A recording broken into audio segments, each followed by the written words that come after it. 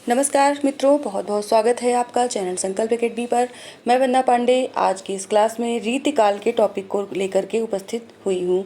आप जैसा कि जान रहे हैं, ये हमारी जो समाधान सीरीज चल रही है, इस सीरीज में हमने लगभग 7000 वस्तुनिष्ठ प्रश्नों को स्थान दिया है, जो कि हम आपको टीजीटी पीजीटी के सिलेबस के पूरे पाठ्यक्रम को इन प्रश्नों के माध्यम से पहुँचाने वाले हैं, जिसमें हमने आदिकाल और भक्तिकाल को अभी तक इस पर वीडियो दे दी हैं और इनके पूरे टॉपिक को कवर करते हुए सारी जो है वीडियोज़ वो आपको डिस्क्रिप्शन बॉक्स में मिल जाएंगी या इनकी प्लेलिस्ट आपको डिस्क्रिप्शन बॉक्स में मिल जाएगी। साथ ही अगर आप हमारे टेलीग्राम चैनल से जुड़ना चाहते हैं तो टेलीग्राम ग्रुप का लिंक भी आपको डिस्क्रिप्शन में मिल जाएगा, वहां से आप ग्रुप भी ज्वाइन कर सकते हैं।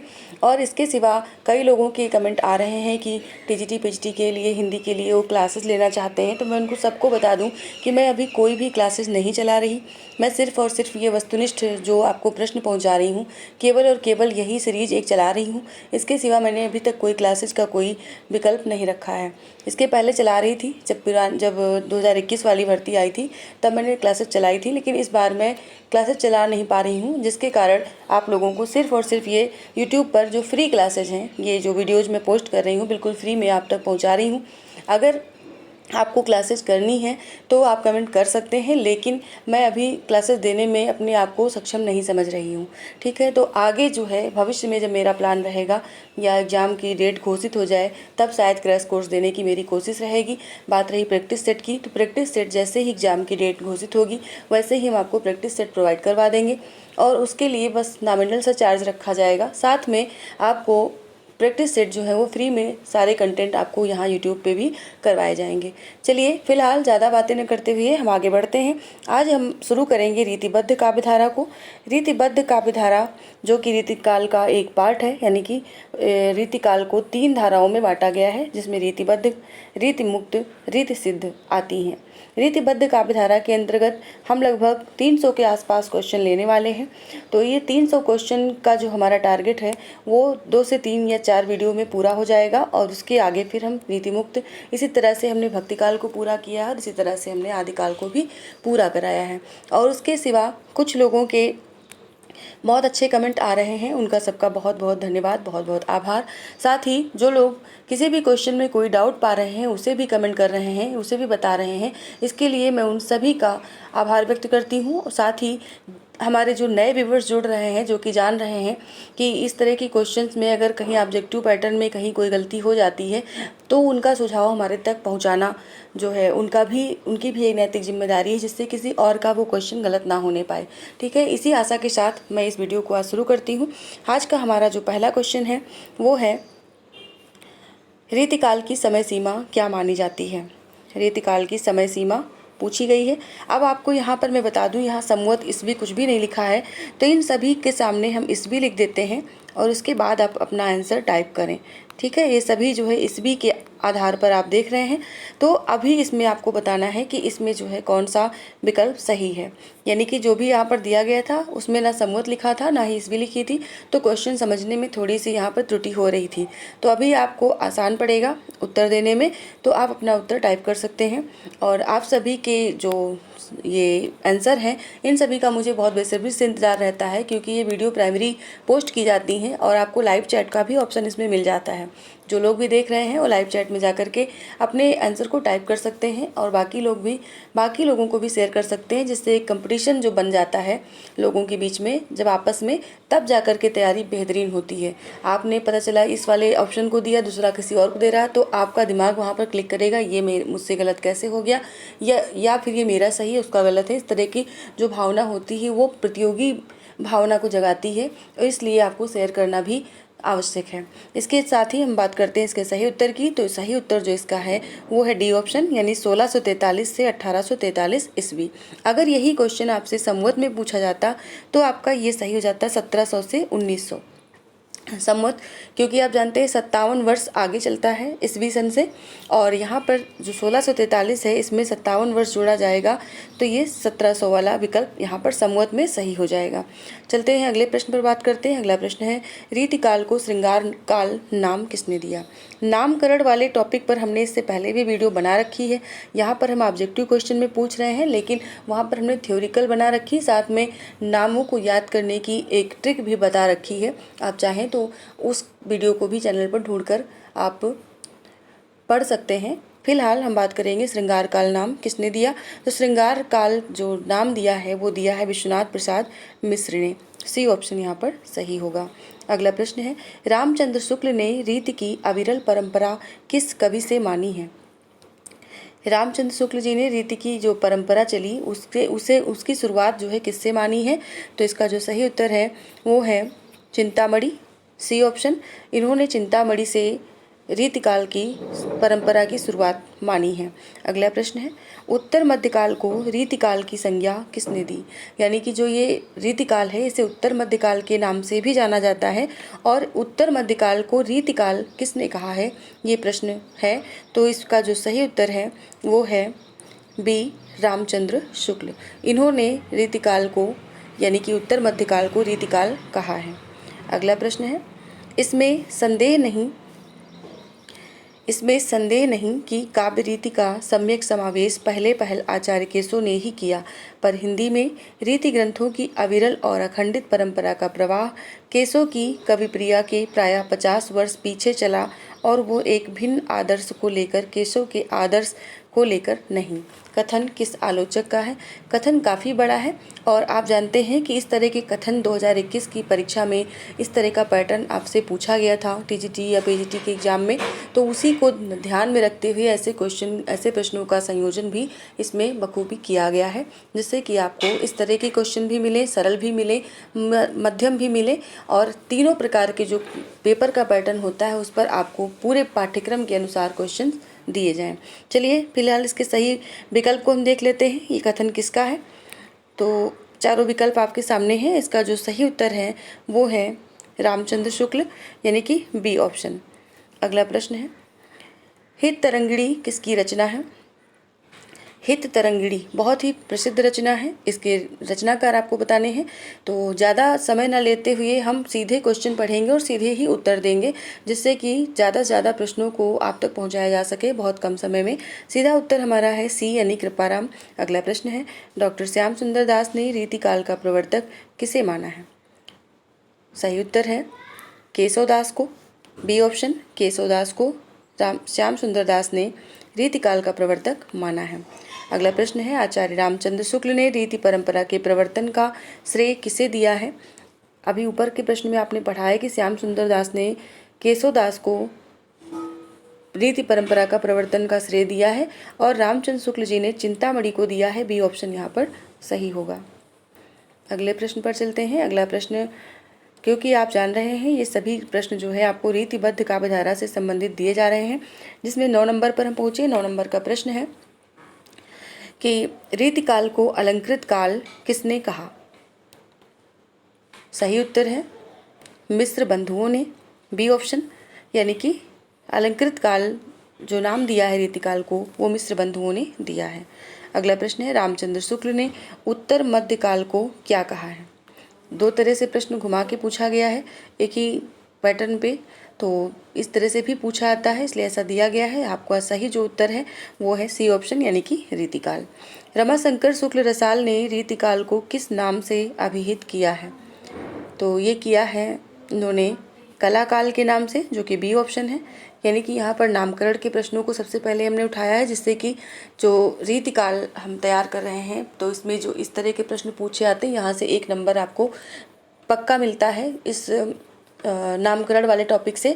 तो या तो आदिकाल का होगा या रीतिकाल या भक्तिकाल, इस तरह के जो नामकरण वाले प्रश्न हैं इनको भी आपको तैयार करना है, चाहे शॉर्ट नोट्स बना के तैयार करिए, चाहे ट्रिक से तैयार करिए। तो इस तरह के प्रश्नों से एक प्रश्न आपका एग्जाम में पक्का ही पक्का रहता है। अगला प्रश्न है, रीतिकालीन कविता का वर्गीकरण कितने भागों में हुआ है? तो इसका जो वर्गीकरण है वो हुआ है बी ऑप्शन, यानी कि 3 भागों में। रीतिबद्ध, रीतिमुक्त, रीतिसिद्ध, ये 3 भाग हैं।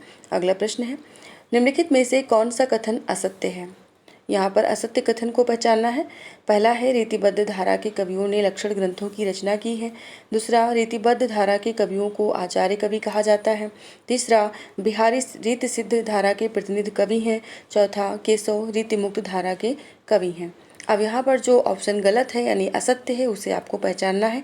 तो देखिए, केशव जो है वो रीतिमुक्त के नहीं बल्कि रीतिबद्ध काव्यधारा के कवि हैं। तो ये वाला ऑप्शन जो आपका है वो गलत होगा, बाकी सभी सही हैं। अगला प्रश्न है, आचार्य विश्वनाथ प्रसाद मिश्र ने श्रृंगार काल को कितने भागों में बांटा है? श्रृंगार काल इन्होंने नाम दिया है रीतिकाल को, तो इन्होंने इसका जो विभाजन किया है वो कितने भागों में किया है? तो इन्होंने किया है 3 भागों में। वही भाग हैं रीतिबद्ध, रीतिमुक्त और रीतिसिद्ध। 3 भागों में इन्होंने इसका विभाजन किया है। निम्नलिखित कवियों में से कौन सा कवि रीतिबद्ध काव्यधारा का नहीं है? इनमें से केशवदास, घनानंद, पद्माकर, देव, इनमें से कौन नहीं है? तो घनानंद जो है वो रीतिबद्ध काव्यधारा के कवि नहीं है। बी ऑप्शन यहाँ पर गलत हो जाएगा। अगला प्रश्न है, निम्नलिखित में से कौन सा कवि रीतिबद्ध धारा का नहीं है? रीतिबद्ध धारा का कवि इनमें से कौन सा नहीं है? मतीराम, जसवंत सिंह आलम, सेनापति। सही उत्तर है आलम। आलम जो है सी ऑप्शन, ये रीतिमुक्त धारा के कवि हैं, इसलिए विकल्प सी जो है इसमें सही है। बाकी सभी जो है वो रीतिबद्ध धारा के हैं। अगला प्रश्न है, इनमें से रीतिमुक्त काव्यधारा से किसका संबंध है?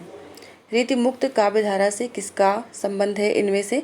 तो जैसा कि आप इस पर देख रहे हैं, ठाकुर, द्विजदेव, बोधा, तो ये सभी जो है रीतिमुक्त धारा से संबंध रखते हैं। तो यहाँ पर जो ऑप्शन सही होगा वो है डी, यानी कि सभी का। अगला प्रश्न है, निम्नलिखित में से रीतिसिद्ध कवि कौन से हैं? सा यहाँ पर यानी एक वचन है, जाहिर सी बात है एक वचन के लिए सा प्रयुक्त होता है। फिलहाल आदरणीय हैं इसलिए यहाँ पर से बोल रहे हैं। कौन से हैं इनमें से? तो 18 नंबर के जो सही उत्तर है यानी रीतिसिद्ध कवि पूछा जा रहा है तो ये है बिहारी, बी ऑप्शन, बिहारी।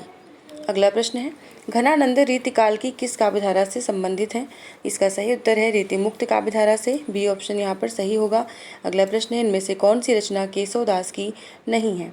नहीं वाले क्वेश्चन में जब हम नहीं देखते हैं सबसे पहले हमें उसको अंडरलाइन करना चाहिए जिससे कि हमारा क्वेश्चन गलत ना होने पाए। फिलहाल चलते हैं सही उत्तर पर। तो रस रहस्य जो रचना है वो इनकी नहीं है। रामचंद्रिका, रसिक प्रिया, कवि प्रिया, ये सभी रचनाएं केशवदास जी की हैं। अगला प्रश्न है, आचार्य रामचंद्र शुक्ल ने रीतिकाल का समय माना है। रामचंद्र शुक्ल के अनुसार रीतिकाल का समय क्या है? इसका जो सही उत्तर है वो है 1700 से 1900 विक्रमी, बी ऑप्शन, 1700 से 1900 विक्रमी।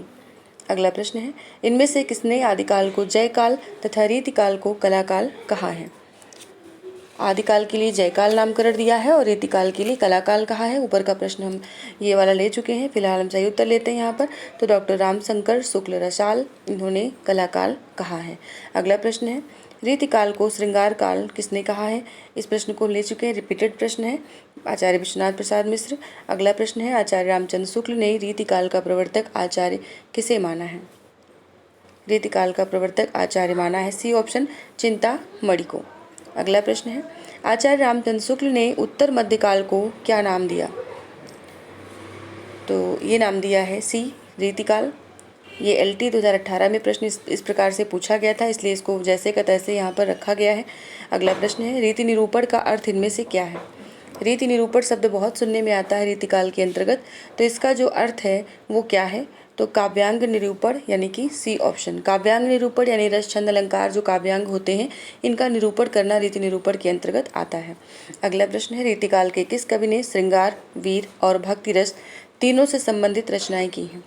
इनमें से ऐसा कौन सा कवि है जिसने श्रृंगार में भी लिखा है, वीर में भी लिखा है और भक्ति रस में भी रचनाएं की हैं? तो सही उत्तर है इसमें पद्माकर, बी ऑप्शन, पद्माकर। अगला प्रश्न है, निम्नलिखित में से कौन सा एक रीतिकाल का भेद नहीं है? रीतिकाल का एक भेद इसमें से नहीं है, उसे पहचानना है। तो रीतिबद्ध, रीतिमुक्त, रीतिसिद्ध, रीतिभुक्त, तो ये 3 जो आपको दिख रहे हैं ये तीनों ही हैं। रीतिभुक्त जो है वो नहीं है। अगला प्रश्न है, रीतिकाल का समय था इसमें से कौन सा समय था? विक्रमी संवत के आधार पर पूछा जा रहा है, तो इसमें से सही उत्तर क्या होगा? तो विक्रमी संवत या इसमें 1700 से 1900 यानी कि बी ऑप्शन सही होगा। अगला प्रश्न है, हिंदी रीति ग्रंथों की परंपरा चिंतामणि त्रिपाठी से चली, अतः रीतिकाल का आरंभ उन्हीं से मानना चाहिए, ये कथन किसका है? रीतिकाल का आरंभ उन्हीं से मानना चाहिए, चिंतामणि त्रिपाठी से, ये किसने कहा है? तो ये कहा है रामचंद्र शुक्ल ने। बी ऑप्शन सही होगा। आपको विशेष रूप से ध्यान रखना है कि चिंतामणि के को रीतिकाल का प्रवर्तक माना है रामचंद्र शुक्ल ने, तो इस प्रकार का जो भी कथन आएगा वो रामचंद्र शुक्ल जी का ही होगा। श्याम सुंदर दास जी ने केशवदास को माना है, तो उनका जो भी कथन केशवदास के ऊपर आएगा वो श्याम सुंदर दास से संबंधित होगा। अगला प्रश्न है, किस कवि की संवाद योजना को सर्वश्रेष्ठ माना गया है? 31 में संवाद योजना पे जो रचनाएं की हैं वो उन्होंने की केशवदास ने। बी ऑप्शन केशवदास इसमें सही है। अगला प्रश्न है, रीतिकाल में किस रस की प्रधानता काव्य में रही है? सब किसी न किसी काल की कोई न कोई रस की प्रधानता रहती है, तो रीतिकाल में किस रस की प्रधानता रही है ये बताना है, तो इसमें श्रृंगार रस की प्रधानता रही है। ए ऑप्शन सही होगा। अगला प्रश्न है, निम्नलिखित विकल्पों में से रीतिकालीन कवि कौन से हैं? सभी विकल्पों को देख लीजिए, इसमें से जो रीतिकाल के कवि हैं उन्हें आपको बताना है। मिक्स भी लिखे हुए हैं, इनको आपको ध्यान से देखना है, देख लीजिए।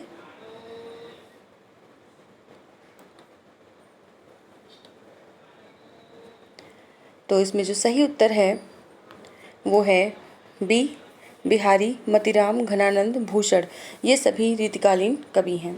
अगला प्रश्न है, आचार्य रामचंद्र शुक्ल ने किस कवि को कठिन काव्य का प्रेत कहा था? ऐसी मान्यता है, ऐसा तो कोई प्रमाण नहीं मिलता है। फिलहाल ऐसा प्रश्न परीक्षा में पूछा जाता है, क्योंकि नीचे हमने दिया है पीजीटी 2001 में ये प्रश्न जैसे का तैसे पूछा गया है। लेकिन आप सभी जानते हैं, जो लोग पढ़ रहे हैं, अध्ययन कर रहे हैं, उनको पता है कि इसका कहीं प्रमाण रामचंद्र शुक्ल जी की बुक में नहीं मिलता है कि उन्होंने कठिन काव्य का प्रेत केसों के लिए कहा है। तो इस प्रकार से यहाँ पर इस प्रश्न को क्योंकि पूछा जाता है इस प्रकार से, तो हमें यहाँ पर इसका सही उत्तर देना पड़ेगा, जो कि है बी ऑप्शन केशवदास। ठीक है, परीक्षा में आयोगों के द्वारा हमेशा शुक्ल जी को ही सही माना जाता है इस प्रश्न में, इसलिए इसका विकल्प हम शुक्ल जी ही यानी केशव को ही लगा रहे हैं। अगला प्रश्न है, हिंदी की रस रीति परंपरा का प्रस्थान ग्रंथ है। हिंदी की जो रस रीति परंपरा का जो प्रस्थान ग्रंथ है वो कौन सा है इनमें से? तो रसिक प्रिया केशवदास की रचना है, जो रसिक प्रिया से हिंदी की रस रीति परंपरा का प्रस्थान ग्रंथ इसको माना जाता है, रसिक प्रिया को। अगला प्रश्न है, निम्नलिखित में से कौन सा ग्रंथ केशव का नहीं है? कौन सा ग्रंथ इनमें से केशव का नहीं है? तो भाषा भूषण, जहांगीर जस चंद्रिका, रतन बावनी, विज्ञान गीता, सही विकल्प यहाँ पर है ए यानी कि भाषा भूषण। अगला प्रश्न है, कठिन काव्य का प्रेत किस कवि को कहा जाता है? केशव को, सी ऑप्शन सही होगा। केशव दास का जन्म वर्ष क्या है?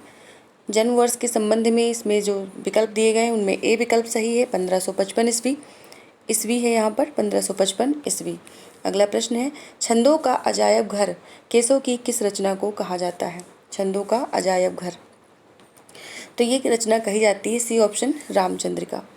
रामचंद्रिका को छंदों का अजायब घर इसलिए कहा जाता है क्योंकि इसमें छंदों की अधिकता बहुत है, यानी एक छंद में राम का राज्याभिषेक, दूसरे में राम को वनवास, इस तरह के छंद विधान के कारण इसे छंदों का अजायब घर कहा जाता है।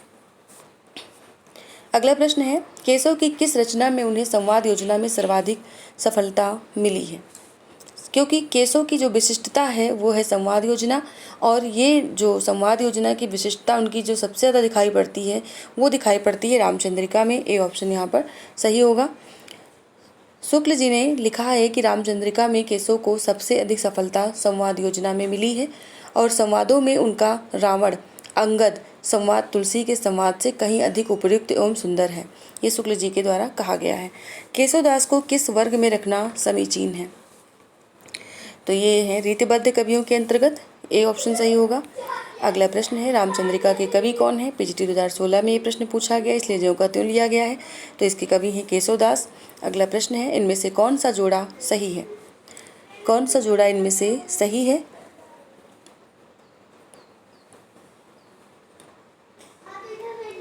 देखिए ए ऑप्शन इसमें सही है, चिंतामणि काव्य प्रकाश।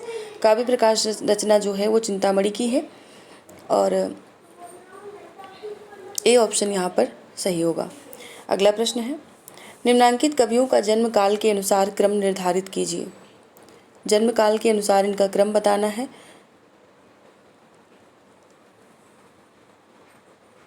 तो इसमें जो सही उत्तर है बी ऑप्शन है, रहीम, घनानंद, रसलीन और ठाकुर। इस प्रकार से इनका ये अनुक्रम सही है, बी ऑप्शन। अगला प्रश्न है, कवि प्रिया में किसे शिक्षित करने का उद्देश्य निहित है। कवि प्रिया में किसे शिक्षित करने का उद्देश्य निहित है। इसमें सही उत्तर है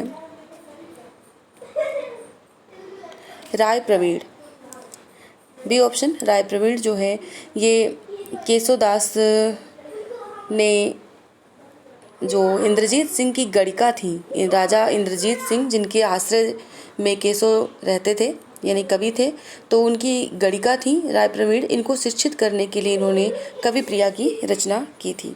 अगला प्रश्न है, विज्ञान गीता के लेखक हैं। बहुत बार पूछा गया ये प्रश्न, जैसा कि आप देख पा रहे हैं, पीजीटी 2015, टीजीटी 2013, टीजीटी 2013, पीजीटी 2003, इस प्रकार से कई बार ये पूछा गया है प्रश्न।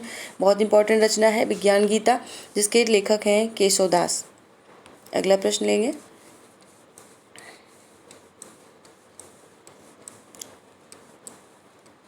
उक्ति वैचित्र्य का कवि किसे कहा गया। उक्ति वैचित्र्य का कवि किसे कहा गया। ये कहा गया डी ऑप्शन, केशवदास को। रीतिकालीन कवियों में कठिन काव्य का प्रेत किसे कहा जाता है। कठिन काव्य का प्रेत कहा जाता है केशवदास को, डी ऑप्शन सही होगा। ये प्रश्न कई बार पूछा गया है और इसको बोलने वाले जो हैं उनके बारे में भी ऊपर हमने बता दिया कि किस प्रकार से हम रामचंद्र शुक्ल को सही ठहराते हैं। अगला प्रश्न है, रीतिकाल की विशेषताओं के संदर्भ में निम्नलिखित में से एक विशेषता गलत है, उस विशेषता का चयन कीजिए। देखिए आप लोगों के लिए मतलब तैयारी बेहतर हो सके, इसके लिए हमने बहुत ही अच्छे प्रश्नों का चयन किया है, संयोजन किया है, जिससे कि आप अपनी तैयारी को और बहुत अच्छे तरीके से बेहतर बना सकें और बार बार परीक्षा में पूछे जाने वाले प्रश्नों के माध्यम से उसी पाठ्यक्रमानुसार हम जो है इन प्रश्नों को आप तक पहुंचा रहे हैं। और पूरे पाठ्यक्रम को टीजीटी, पीजीटी, एलटी ग्रेड और खासकर नेट में भी पूछे जाते हैं ऐसे प्रश्नों को, तो हम आप तक पहुंचा रहे हैं, जिससे कि वस्तुनिष्ठ माध्यम से, मतलब थ्योरी तो आप पढ़ेंगे ही पढ़ेंगे, आपके पास जो भी पुस्तकें उपलब्ध हैं, अगर आपको किसी भी प्रकार का कुछ ऐसा लग रहा है कि कौन सी बुक हम पढ़ें जिसमें कि हमारी बेहतर तैयारी हो सके, तो इसके लिए भी हमने एक जो है वीडियो बना रखी है, आप देख सकते हैं। यहाँ पर हम ज़्यादा समय नहीं लेंगे, बस इतना ही बताएंगे कि थ्योरी आपने पढ़ रखी है, आप अपनी थ्योरी को पढ़ करके जो टॉपिक हमारा है उस जैसे रीतिबद्ध अभी चल रहा है, ठीक है। आज आपने क्वेश्चन सॉल्व किए और कल भी रीतिबद्ध ही चलेगा, तो पूरे टॉपिक को पढ़ लीजिए। उसके बाद में यहाँ पर प्रैक्टिस सेट की तरह आप इन क्वेश्चन को सॉल्व करें, वो आपके लिए और अच्छे से बहुत अच्छा रामबाण हो जाएगा आपकी टीजीटी लक्ष्य को पाने के लिए या पीजीटी लक्ष्य को पाने के लिए। सही उत्तर हम इसमें लेंगे 49 नंबर का जो सही उत्तर है वो विकल्प सी। ये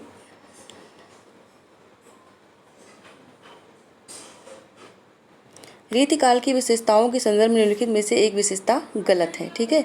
तो गलत वाली विशेषता को हमने यहाँ पर लिया है। रीतिकाल में प्रकृति का आलंबन रूप में वर्णन हुआ है, ये नहीं हुआ, ये गलत है। बाकी सभी सही हैं। रीतिकाल में अलंकरण की प्रधानता है। रीतिकाल की प्रमुख भाषा ब्रज भाषा है। रीतिकाल में लक्षण ग्रंथों की प्रमुखता है। ये सभी विशेषताएं मिलती हैं, ये सी वाली नहीं मिलती है। अगला प्रश्न है, रीतियुगीन कवियों का सर्वाधिक प्रिय छंद रहा। इनमें से कौन सा प्रिय छंद रहा, सर्वाधिक प्रिय छंद रहा रीतिकालीन कवियों का, वो रहा है ए ऑप्शन, सवैया छंद। रीतिकालीन कवियों की काव्य भाषा क्या थी, ये बताना है। तो इनकी जो काव्य भाषा थी वो थी ब्रज भाषा, यानी कि सी विकल्प सही होगा। अगला प्रश्न है, रीतिकाल की सर्वाधिक व्यापक प्रवृत्ति कौन सी रही है, सबसे ज़्यादा जो पूरे काल में मिलती है देखने को, वो कौन सी रही है। तो वो रही है नायिका भेद और श्रृंगार रस विवेचन, यानी कि ए विकल्प यहाँ पर सही होगा, नायिका भेद और श्रृंगार रस विवेचन। इनमें से कौन सा ग्रंथ केशव का नहीं है, तो ये बताना है। तो इसमें से कौन सा ग्रंथ केशव का नहीं है, वो है भाषाभूषण। ये जसवंत सिंह का ग्रंथ है, केशव का नहीं है। अगला प्रश्न है, इनमें से कौन सी कृति केशवदास की नहीं है, कौन सी कृति केशवदास की नहीं है, ये बताना है। तो ये इसमें जो सही ऑप्शन है वो है सी, अनेकार्थ मंजरी। अनेकार्थ मंजरी कल की क्लास में आपने पढ़ा है ये भक्तिकालीन रचना है और ये केशव की नहीं है। अगला प्रश्न है कवि प्रिया के रचनाकार का नाम बताइए। तो कवि प्रिया लिखा है केशवदास ने। केशवदास इनका पूरा नाम है, ठीक है। बार बार हमने केशव लिख रखा है शॉर्ट में, लेकिन जो है केशवदास हैं। तो आज के लिए इतना ही। हमने आज की क्लास में 55 क्वेश्चन को यहाँ पर हल कराया है और ये 55 क्वेश्चन आपकी बेहतर तैयारी के लिए बेहतर जो है प्रयास है मेरा, जिसने कि बहुत सुदृढ़ तरीके से आप इन प्रश्नों के माध्यम से जो भी रीतिबद्ध धारा के कवियों के ऊपर प्रश्न बनते हैं उन सभी को हम 300 प्रश्नों के माध्यम से आप तक पहुंचाएंगे, जिसमें से 55 प्रश्न जो है यहाँ पर कराए गए हैं। अगली क्लास में रात 9 बजे कल फिर आप जो है अगले इसके बाद के क्वेश्चन को देखेंगे। सभी वस्तुनिष्ठ फॉर्म में रहेंगे और इसके साथ ही आप लोगों से एक लाइक की और एक शेयर की उम्मीद मैं ज़रूर करूँगी। लाइक करें, शेयर करें, सब्सक्राइब करें, ठीक है। आगे की क्लास को पाने के लिए ज़रूर जो है हमारे टेलीग्राम चैनल को ज्वाइन करें, जो कि डिस्क्रिप्शन बॉक्स में दिया गया है। साथ ही अपने सुझाव हम तक ज़रूर पहुँचाएँ। मिलते हैं कल की रात की क्लास 9 बजे फिर से नेक्स्ट इसी टाइम पर। बहुत बहुत धन्यवाद आप सभी का।